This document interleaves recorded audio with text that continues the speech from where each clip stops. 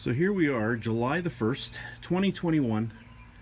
If I told you this romaine lettuce was grown from a piece of romaine lettuce that I got at Costco, and I had cut everything off but that much.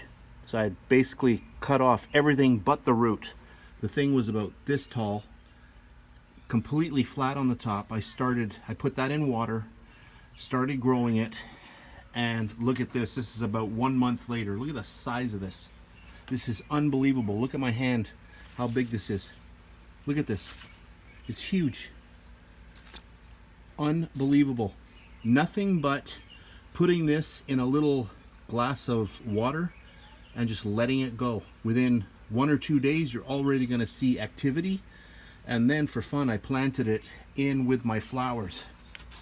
So this is just unbelievable. Amazing.